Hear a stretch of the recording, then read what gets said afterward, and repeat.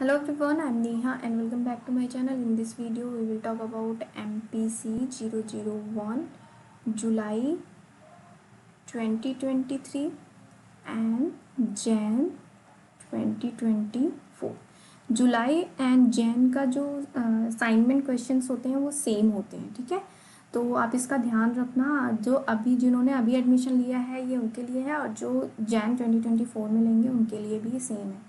तो इसमें हम बात करेंगे जो असाइनमेंट हैं जुलाई एंड जैन के, उसके सॉल्यूशन के बाद, मतलब जो आंसर हैं असाइनमेंट क्वेश्चंस के उसका सॉल्यूशन इस वीडियो में हम देखेंगे।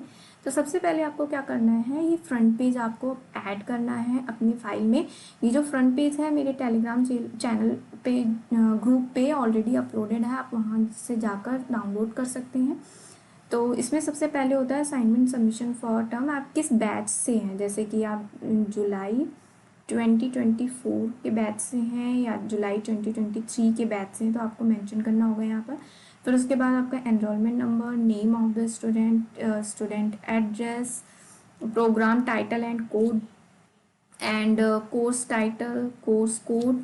फिर उसके बाद आता है आपका regional centre name and code, study centre name and code, mobile number, email ID, date of submission and signature of the student. Okay, ये सारी चीज़ें आपको मेंशन करनी है। नेक्स्ट पेज में आपको क्या करना है, आपका जो आंसर क्वेश्चन दिए हुए हैं असाइनमेंट में, ये अगर आपके पास ये असाइनमेंट के क्वेश्चंस नहीं है तो आप कमेंट सेक्शन में बताना, मैं आपके साथ शेयर कर दूंगी टेलीग्राम ग्रुप पर। तो ये cognitive psychology learning and memory first paper है MPC 001 का। कोर्स कोड आपको पता ही है MPC 001 and all questions are compulsory, जिसमें कि 3 सेक्शंस होते हैं। एक सेक्शन है section A, section B and section C, ठीक है। सेक्शन A में 3 क्वेश्चंस होते हैं, ओके। 1000 वर्ड्स होता है, जिसमें आप 4 पेजेस लिख सकते हैं, ठीक है। उसके आसपास भी आप अगर 3 पेज में भी हो जाता है तो कोई दिक्कत नहीं है, आपको बस मेन पॉइंट्स जो हैं वो मेंशन करने होते हैं, क्योंकि कभी कभी क्वेश्चंस इतना छोटा होता है, जैसे ये एक्सप्लेन स्टर्नबर्ग टायराइड की थ्योरी ऑफ इंटेलिजेंस, इसमें हम 4 पेजेस में क्या लिखेंगे, ज़्यादा कुछ है नहीं। तो 3 पेजेस में भी अगर आपका हो जाता है तो नो इशू, बस आपको पॉइंट्स मैंशन करने होते हैं, ठीक है। अब नेक्स्ट आते हैं सेक्शन बी में। सेक्शन बी में 4 वर्ड्स ईच लिखना है क्वेश्चन को, ठीक है। जितने भी क्वेश्चन है वर्ड्स के लिखने हैं, तो आप इसको 2 पेजेस में लिख सकते हैं, ओके। अब नेक्स्ट आते हैं 50 वर्ड्स ईच। तो जो भी क्वेश्चन दिए हुए हैं ये आप क्या कर सकते हो, 1 पेज में लिख सकते हो, ठीक है।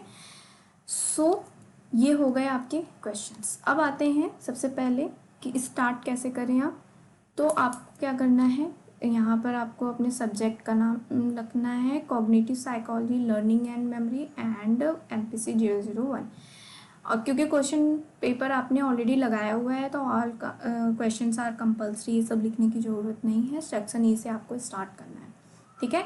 एंड आपको ध्यान रखना है कि आपका जो असाइनमेंट होगा डिटेल्स इसमें मेंशन होती है, आपको ये दिया जाता है कि इसमें स्पेस होना चाहिए आपका, ठीक है। इसका भी आप ध्यान रखना। क्वेश्चन नंबर 1 आपने लिख लिया है एंड आंसर उसके बाद लिखना शुरू कर दें, ठीक है। जितना अच्छे से आप प्रेजेंट कर सकते हैं उतना अच्छे से आप प्रेजेंट करिए। सारे आंसर हैं, ये मैंने क्रिएटिविटी को कुछ इस तरीके से एक्सप्लेन करने की कोशिश की है। अगर आपको और भी कोई आइडिया है तो आप उसको भी मेंशन कर सकते हो, ठीक है। थोड़ा सा कलर कोई और चूज़ कर लेते हैं जिससे कि आपको पता चले, ओके। अब नेक्स्ट आते हैं, मैंने यहाँ पे नेक्स्ट पेज पर डेफिनेशन ऑफ क्रिएटिविटी दिया है, फिर देन मैंने एस्पेक्ट्स ऑफ क्रिएटिविटी दिया है। क्वेश्चन को आप ध्यान से पढ़ें। उसके बाद फिर मैंने इसको ज़्यादा डिटेल्स में न लिखते हुए मैंने कुछ डायग्राम के थ्रू ही इसको एक्सप्लेन किया है। फिर उसके बाद investment and Confluence theory of creativity इसको मेंशन किया है, और फिर इसको भी डायग्राम के थ्रू एक्सप्लेन करके कंक्लूजन लिख दिया है पूरे क्वेश्चन का। आप जो भी क्वेश्चन आपको फिनिश होगा उसमें आपको 3-4 लाइंस स्पेस में छोड़ना है, जो कि आपके एकेडमिक काउंसलर जब चेक करेंगे तो उनका यहाँ पर फीडबैक होगा पर क्वेश्चन, ठीक है। अपना फीडबैक देंगे, कमेंट देंगे।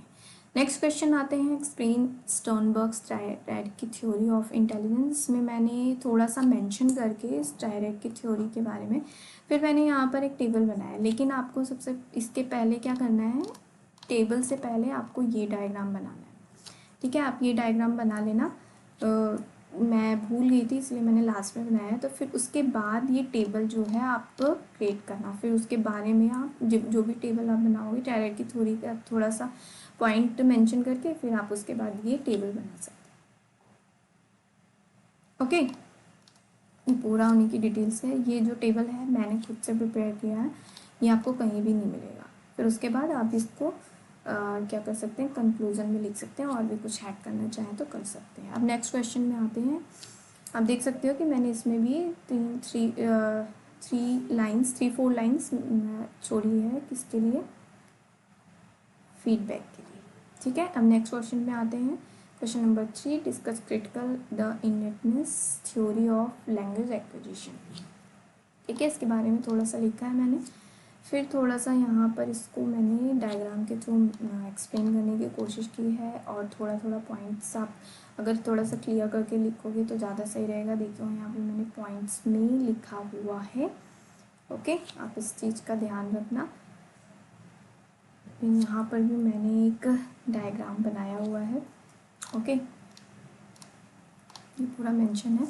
अब यहाँ पर क्या हो रहा था कि 3 क्वेश्चंस कंप्लीट हो गए थे सेक्शन ए के, और इतनी स्पेस बची थी तो 3-4 क्वेश्चन तो मैं फीडबैक के लिए छोड़ती ही, ठीक है। तो मैंने क्या किया, ये पूरा स्पेस छोड़ दिया, और सेक्शन जो बी था मैंने यहाँ से अगर मैं मेंशन करती तो कोई फ़ायदा नहीं होता उसका, सेक्शन बी अगर मैं यहाँ से लिखती।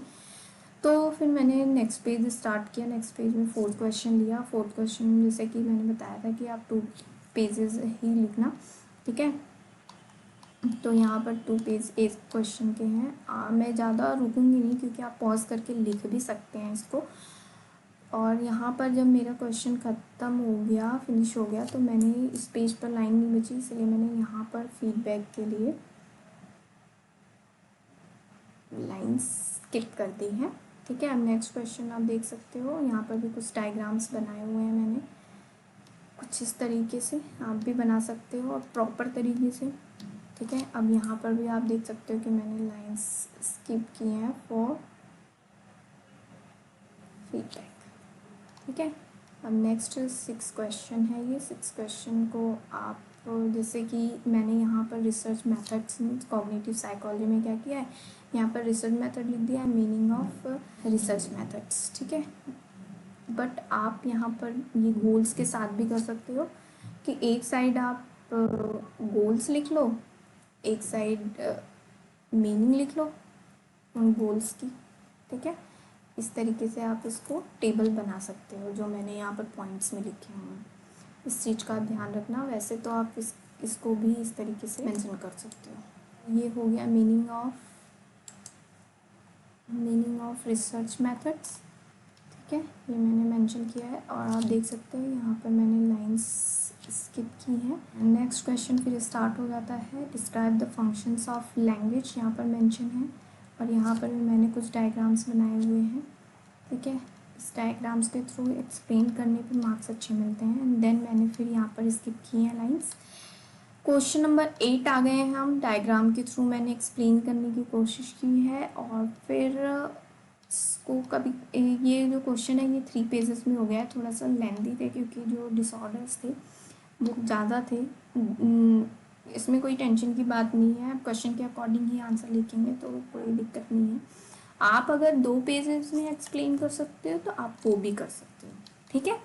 400 वर्ड्स ही लिखने हैं आपको सेक्शन बी में। अब आते हैं सेक्शन सी। सेक्शन सी में जैसे कि मैंने बताया 1 पेज आपको लिखना है पर क्वेश्चन, ठीक है, इसका आप ध्यान रखना। अब ये एक क्वेश्चन है, आप अगर कोई डायग्राम नहीं बन पा रहा है, 2 वर्ड्स दिए हुए हैं जैसे ये दिया हुआ है, तो मैंने क्या किया है, एक टेबल के थ्रू एक्सप्लेन कर दिया है, ठीक है। तो आप इस तरीके से भी इसको यूज़ कर सकते हैं। नेक्स्ट है कॉन्सेप्ट ऑफ IQ। इसमें आप ये जो फॉर्मूला है ये ज़रूर मेंशन करना, ठीक है। ओके, नेक्स्ट आते हैं ये 11 क्वेश्चन। आप इसको भी इस तरीके से डायग्राम बना के मेंशन कर सकते हो। Single system and dual system hypothesis in multilingualism. Multilingualism को मैंने पहले यहाँ पे एक्सप्लेन किया है, फिर उसके बाद single system hypothesis and dual system hypothesis को एक्सप्लेन किया है। अब यहाँ पर आप देख सकते हो, सबसे पहले मैंने इसको बताया है, डेफिनेशन दी है एक तरीके से कि single system hypothesis and dual system hypothesis क्या होता है। फिर मिड में ये एक कुछ लाइंस मैंने मेंशन की है यहाँ, क्योंकि ये दोनों के लिए है, थोड़ा सा एक्सप्लेन किया है, एंड फिर एंड में इसी को मैंने अलग अलग डिफाइन कर दिया है। तो आप भी इसी तरीके से लिख सकते हो, ठीक है। अब अफेजिया की बात करें तो cause of aphasia, treatment of for aphasia and patterns of aphasia क्या हो सकते हैं, ये मैंने मेंशन कर दिया है। फंक्शनल फिक्स्डनेस, ये भी प्रॉब्लम सॉल्विंग के क्वेश्चंस बहुत आते हैं, क्रिएटिविटी के भी बहुत क्वेश्चन आते हैं फर्स्ट पेपर में। एग्जाम में आप देंगे ना तो उसमें भी बहुत सारे क्वेश्चन आते हैं, तो आप इनको प्रिपेयर कर लेना, एग्जाम में भी आपके हेल्पफुल रहेंगे, ठीक है। एंड नेक्स्ट है cultural blocks to problem solving, ठीक है। ये मैंने यहाँ पर मेंशन कर दिया, आप इसको अगर किसी और फॉर्मेट में लिखना चाहते हैं पॉइंट्स को तो और किसी फॉर्मेट में लिख सकते हैं, ओके। अब नेक्स्ट आते हैं 16 प्रॉब्लम स्पेस हाइपोथेसिस। थोड़ा सा इसको एक्सप्लेन करके मैंने यहाँ पर ये डायग्राम बनाया। आप ये सारे डायग्राम ना एग्जाम में भी बना सकते हो, आपको अच्छे मार्क्स मिलेंगे। जो प्रॉब्लम स्पेस हाइपोथेसिस होती है ये इनिशियल स्टेट से गोल स्टेट तक हमें रीच करती है, ठीक है, प्रॉब्लम को सॉल्व करने के लिए। तो आप इसको मेंशन कर सकते हो, ठीक है। यहाँ पर मैंने वो एक्सप्लेन कर दिया है इस डायग्राम के थ्रू को। और फिर यहाँ पर आप वो 2-3 लाइंस जो हैं वो स्किप कर देना, इसमें थोड़ा सा वो हो गया है। एंड नेक्स्ट आते हैं 17 question characteristics of difficult problem. आप 1 बाय 1 इसको एक्सप्लेन नहीं कर सकते, बट पॉइंट वाइज इसको एक्सप्लेन कर सकते हो, इसलिए मैंने इस तरीके का डायग्राम बनाया है, आप भी बना सकते हैं, ठीक है।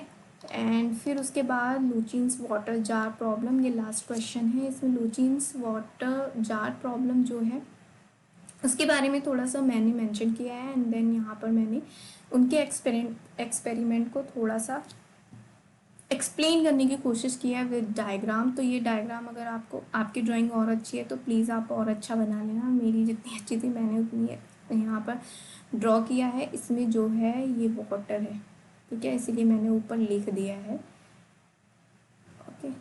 ये वाटर है, इस वाटर को हमें डिवाइड करना है इन जार्स में, और इस फिर टारगेट ये रहेगा हमारा जो मैंने यहाँ पर मेंशन कर दिया है, ठीक है। ये भी एक प्रॉब्लम सॉल्विंग का ही क्या है, पार्ट है, टॉपिक है।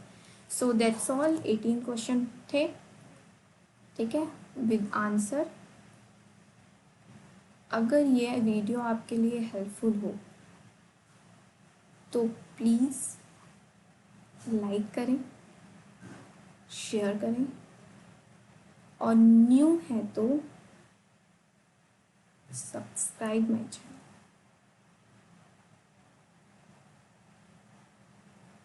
और आपको अदर सब्जेक्ट के जैसे MPC 002, 3, 4, 5, 6 के भी असाइनमेंट के आंसर चाहिए तो आप कमेंट सेक्शन में लिख सकते हैं, मैं ज़रूर अपलोड करूँगी। So that's all for today, thanks for watching.